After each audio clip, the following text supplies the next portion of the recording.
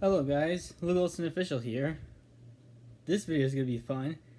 Today we are going to be tackling my top 10 favorite movies of all time.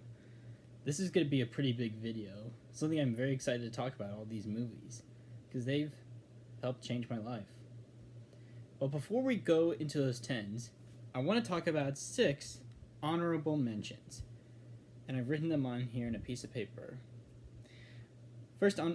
So Moonrise Kingdom. Moonrise Kingdom is a movie that helped me study character chemistry, and I love that. Pokemon 3 the movie, the animation is beautiful, the acting is top notch, probably the best Pokemon movie I've ever seen. Fantastic Mr. Fox, a wonderfully crafted story, brilliant performances, and some very excellent stop motion animation.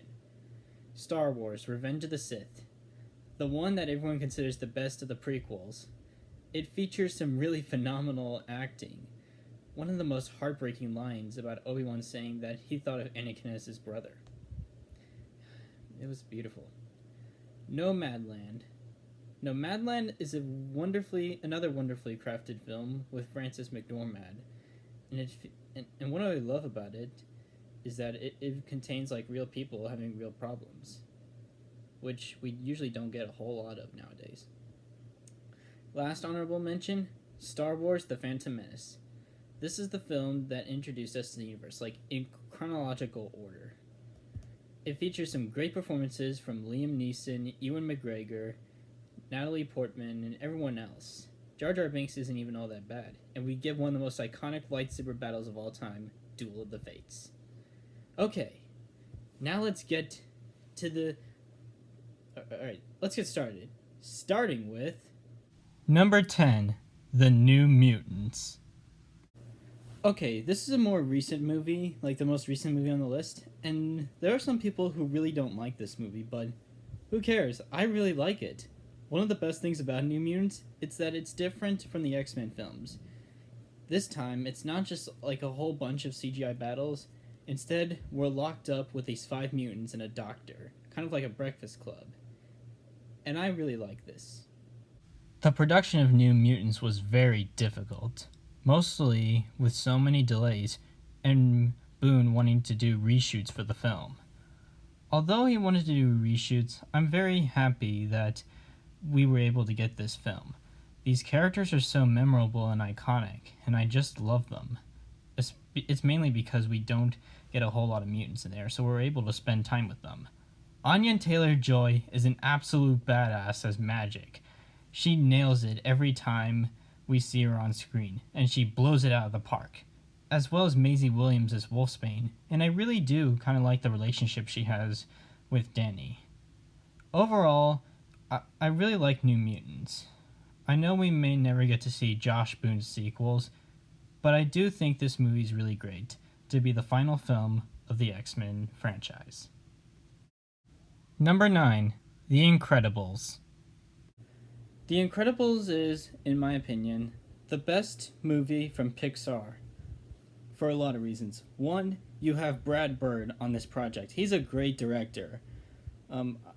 This and Ratatouille are his only films I've seen so far. I'm hoping to watch Iron Giant because I hear that one's great. Brad Bird, he knows these characters. He had a lot of support from Pixar, and he was able to create this amazing world. I just love it. It's one of the most human superhero films we have. And I'm going to be talking about another one on this list. The Incredibles has some great animation, brilliant voices, and some really top-notch action sequences. There are also some great character development, some of which you might not notice. Like, for example, Violet. In most of the movie, her hair is covering up her whole face because she's this shy little girl. But then, as the movie progresses, and the more she gets confident, she puts her hair you get what I'm talking about. Some really nice character growth from Violet, and we also got some really fun set pieces like Dash running through water, the showdown in the town where they're fighting the Omnidroid, and you have Craig T. Nelson, Holly Hunter, Samuel L. Jackson, Jason Lee, all these great voices, they fit their characters. It's what makes The Incredibles so amazing. And the sequel, like, I do think it looks interesting. Like, it's just the sequel doesn't still retain that much of the magic that the first one did. The first one's always going to be very special to so many people. Number 8. The Fault in Our Stars. This has to be the best romance movie I've ever watched in my life. And here's why.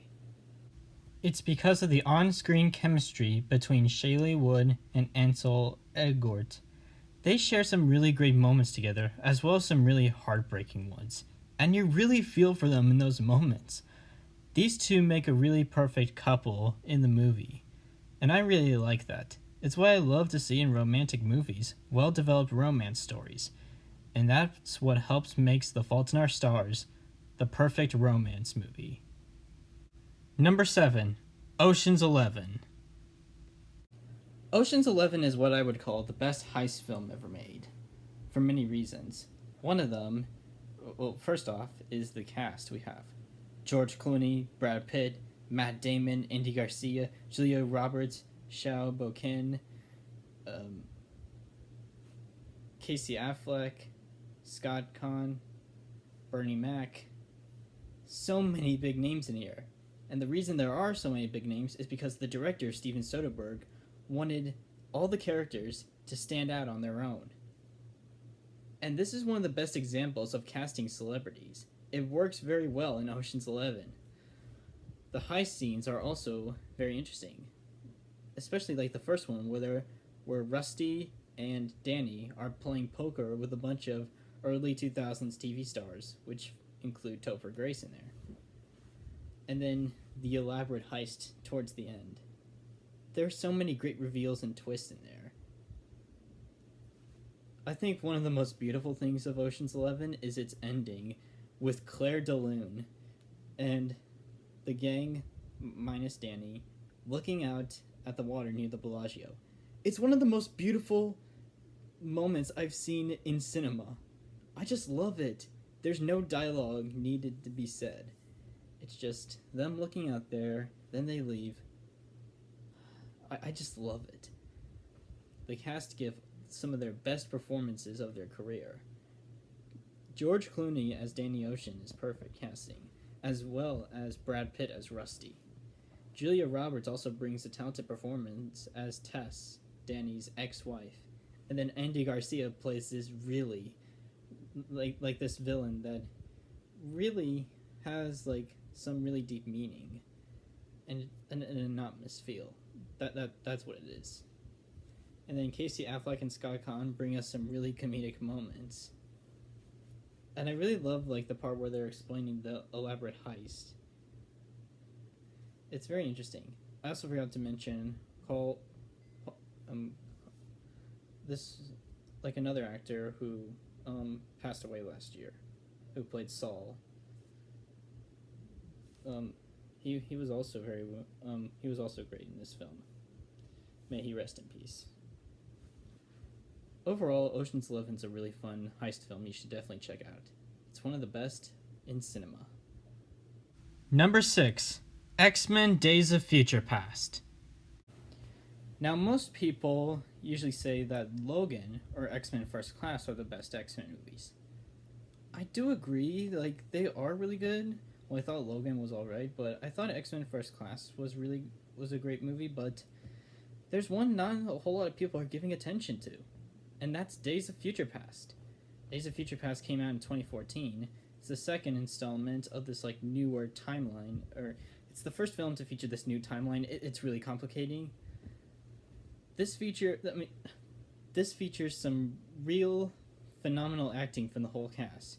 Hugh Jackman as Wolverine, and then you have James McAvoy as Professor X. This has to be McAvoy's best performance as Professor X. He brings so much emotion and weight to this whole film. From him struggling, like, hearing all these voices inside his head, it must be really painful for him, especially since Eric left him in the last film that we saw. And speaking of Eric, Michael Fassbender is a perfect role for young Magneto. Ian McKellen is also really great as older Magneto, but Fassbender is like really close with McKellen. He's like really great in every X-Men movie he's in, even in Dark Phoenix, which it really isn't all that good. The set pieces are really amazing. Like during the finale, we have this whole stadium around our heroes, which is like going alongside the future where we see like some of the other mutants getting killed off. It's also a really heartbreaking moment when Charles tries to reach to Raven. And this is also the only movie where this is the last film where we get to see that Jennifer Lawrence does care about being Mystique and like wearing makeup. X-Men Days of Future Past, while it isn't my number one favorite movie of all time, I do think it's one that deserves a lot more attention, especially with the other ones like Logan and First Class. Number 5, The Dark Knight. This is a big one. This is a movie that really proved that Batman movies can be great. Director Christopher Nolan brings us this epic masterpiece with Christian Bale, Gary Oldman, and so many others. This is really one of the best films ever made. The Dark Knight's not underrated, The Dark Knight is not overrated, it's fine at what it is. Christian Bale as Batman and Bruce Wayne gives us this really great performance, as well as Gary Oldman as James Gordon. I'll talk about another performance from Gary Oldman later on down the list. And someone named hang on just a second.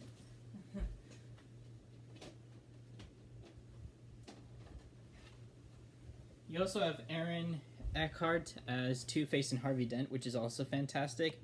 Maggie Gyllenhaal as Rachel, and Morgan Freeman as Lucius.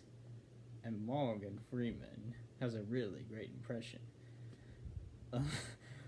Sorry if that was a terrible Morgan Freeman impression. I also got Michael Caine as Alfred is also perfect casting. Christopher Nolan doesn't want to end Michael Caine's career, and we can see that since he's in a lot of his movies, like Inception, Tenet. Yeah. The Dark Knight also features some of the most beautiful cinematography I've ever seen, with Batman up on that building with the blue sky, and that final shot of him on the Batpod, and with Gordon calling him the Dark Knight. It's perfect. It's also really special because I remember watching this so many times as a kid, and this is this was my introduction to Batman. The Dark Knights always get to hold a special place in my heart for introducing me to one of the most iconic and legendary heroes in comic book history. Thank you, Christopher Nolan. Number 4, Spider-Man 2. Here it is. In my opinion, the best superhero movie ever made. I'm a sucker for the Raimi trilogy because they're the movies that helped prove comic book movies can be great. And I gotta say, Spider-Man 2 really outdoes every comic book movie in so many ways. For one, you have Tobey Maguire as Spider-Man, who is the most perfect Spider-Man ever.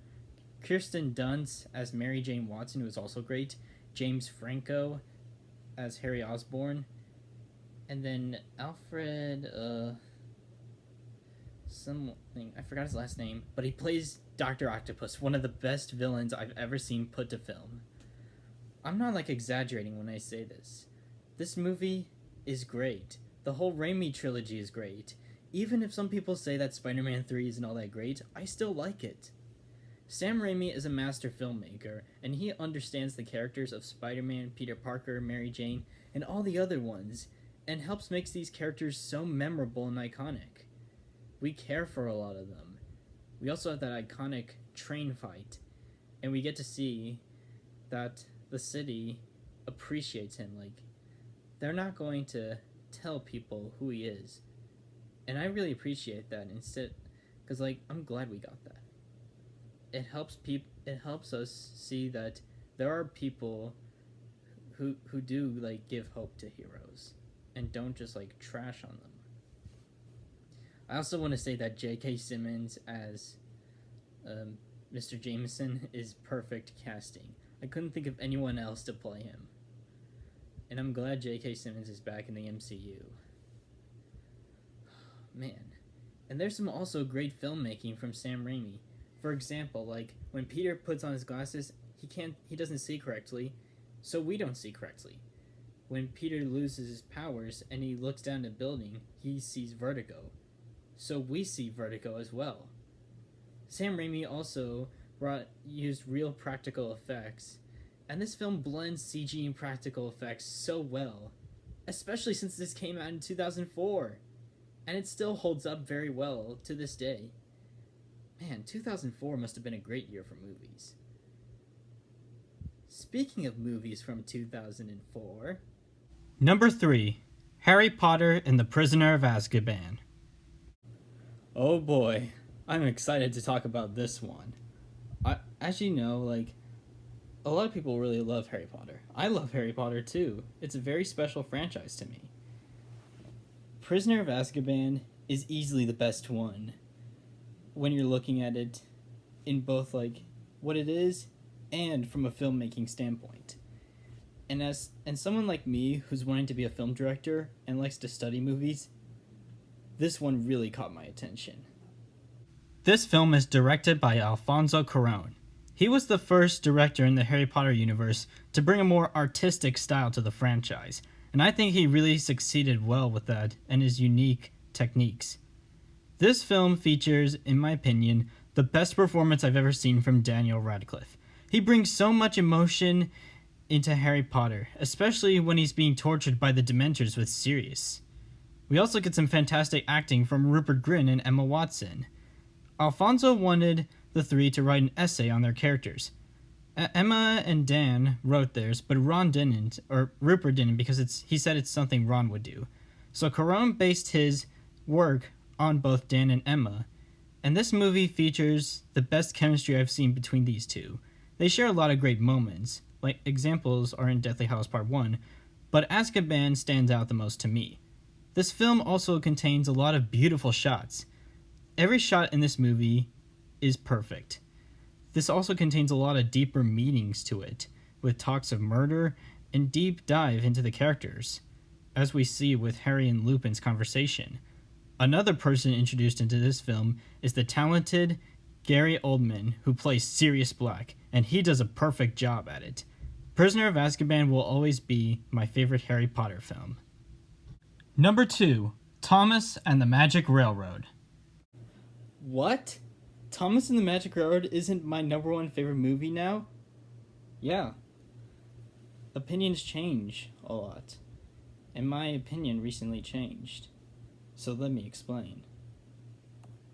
The issue I now see with this movie is that this film is called Thomas and the Magic Railroad, but Thomas really isn't shown that much in the movie.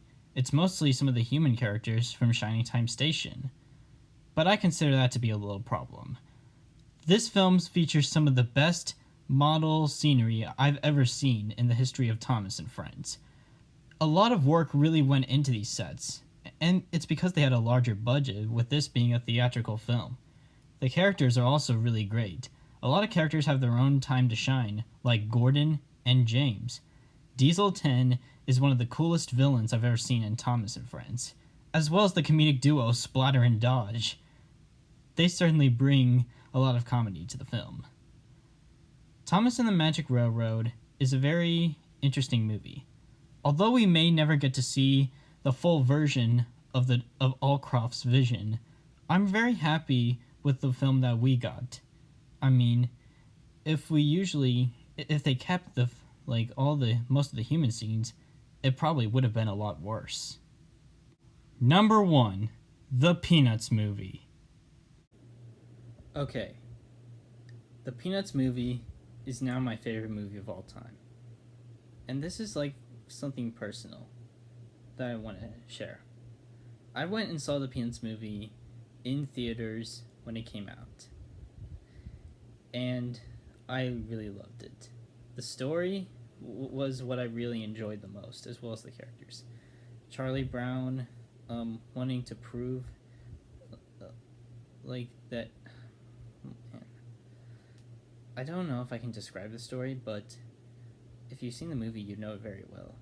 Charlie Brown isn't sure if he has enough courage to talk to the little red-haired girl, and it's something we can all relate to in life. I mean, we are a little nervous when we want to talk to people that usually don't know us. And what makes this like really personal, well, I think I got a girlfriend the day this came out. I'm not gonna give names, but she was really excellent, and she was very special too. And it happened around like when the movie ended. This film also like has some really beautiful animation and some talented voice acting. I just love this movie. And also like another reason as to why this was so personal is because like when it was around time to watch this, I was thinking I really wanted like a girlfriend. I really wanted to be someone like I can be close with someone, because sooner or later in life, like people usually find someone they love. I found someone too, but eventually we broke up and we just thought we were just better off as friends. And yeah, I really love this movie. It taught me a lot, and it helped change me for the better. This is why the Peanuts movie will always hold a special place in my heart. And that's it. That's my top 10 favorite movies of all time.